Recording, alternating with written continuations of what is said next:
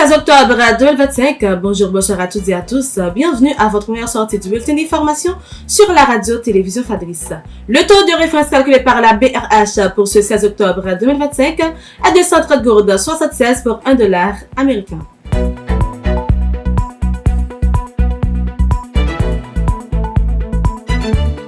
Bernide Célestin, une jeune femme récemment kidnappée, a été exécutée par ses ravisseurs malgré les efforts désespérés de sa famille pour réunir la rançon exigée. Son assassinat vient rallonger la liste déjà trop longue des victimes d'une violence devenue quotidienne dans un pays en proie à une insécurité endémique. Selon les premières informations, la jeune femme aurait été tuée après plusieurs jours de séquestration alors même que des négociations étaient en cours.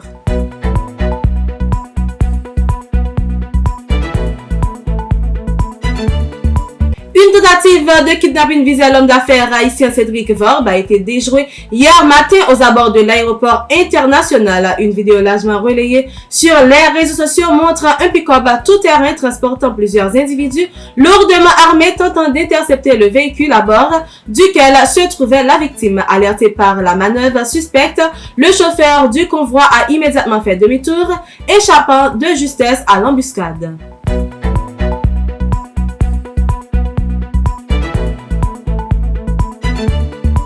L'Association des journalistes haïtiens AJH exprime sa profonde tristesse suite au décès ce mardi 14 octobre 2025 de Robert Bobby Denis à l'âge de 79 ans, l'un des piliers de paysage médiatique haïtien.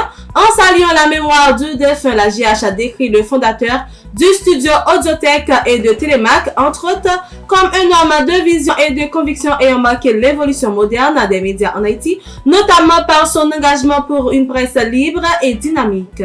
Le parti politique Conviction pour Changement a organisé ce mercredi un sitting devant les locaux de la primature à Musso pour protester contre la gouvernance du Conseil présidentiel de transition CPT actuellement au pouvoir. Cette mobilisation annoncée après une conférence de presse tenue au cabinet du secrétaire général du parti, Maître Caleb Jean-Baptiste, visait à attirer l'attention sur la précarité des conditions de vie d'une grande partie de la population et sur l'insécurité persistante dans plusieurs quartiers de la capitale.